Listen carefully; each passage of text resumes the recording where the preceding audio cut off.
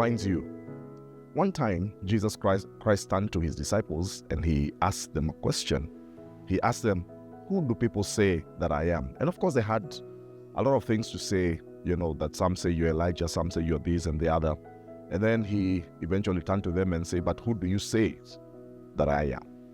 And my question to you is this: who do people say that you are? Who defines you? My name is Mwai, a pastor with Crisis Answer Ministries, and what a joy and a pleasure it is for me to just take a few minutes of your time as we maybe just think about what I have entitled, Who Defines You? We live in a society, of course, that's how God created us. We're supposed to live in relationship, in community with one another. And it's a beautiful thing when you can be able to belong to different communities, whether at home, in church, in the neighborhood, or group or community of friends. And that comes, of course, with the fact that we get to know ourselves as we interact with people. We discover things about ourselves, our giftings, our temperaments, and what have you, which is a great thing because that's how God designed it.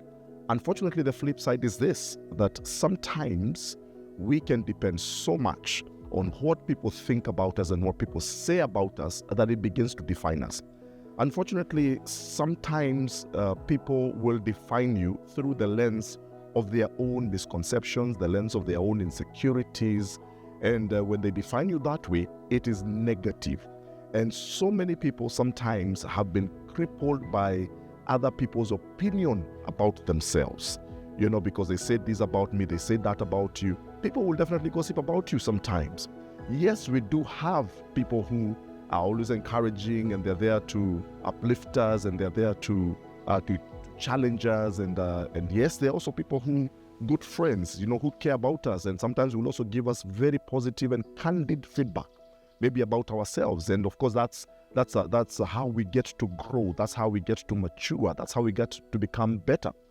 But there's this small category that sometimes can be very damaging, and where people sometimes, as I've already said, will define you in very negative terms. They will label you.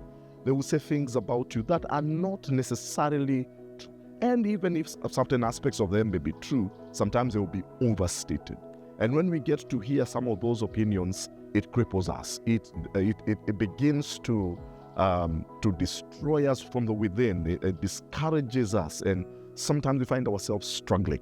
And that is why I'm asking you, who defines you? None of us is perfect, of course, but who defines you? Have you allowed other people's negative ideas and opinions about you cripple you? Do you believe certain things about yourself that are actually not true, but because somebody said it to you or somebody declared it over you, you have actually come to believe it? I want to encourage you that it is God ultimately who defines us. And when we turn back to the Word of God, and when we turn back to God, God defines us in positive terms. Yes, we are sinners. Yes, we have weaknesses, but we are the redeemed of the Lord. And there's something in us, there's something in every one of us that God has deposited. There's a seed of greatness. There's a seed of purpose in every one of us, because God is in the business of creating people for a certain purpose and for a certain reason. You have value. There is worth inside of you. There are gifts, there are talents, there are potentials inside of you. There's all kinds of wonderful things that God has deposited on the inside of you. And it is your responsibility and my responsibility to ensure that I am discovering myself through the lens of the Word of God, through the lens of God, and allow other people around me, people who are positive, people who love me, people who care about me, to give me that positive feedback. That is how we grow. And I challenge you and I encourage you, if you have been listening to all the wrong opinions, if you have had people maybe who have been speaking negativity, it is time to begin closing your ears to some of those things, because some of those people probably do not care about you. Do a personal interrogation, a personal audit, and ask yourself, are there things I believe about myself that are not necessarily true?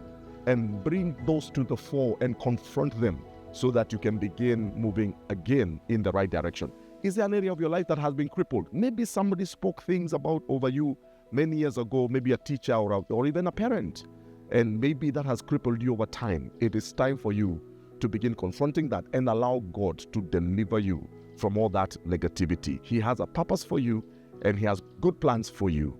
God bless you. Please share this video with as many as possible so that we can be a blessing one to another. Until next time, God bless you.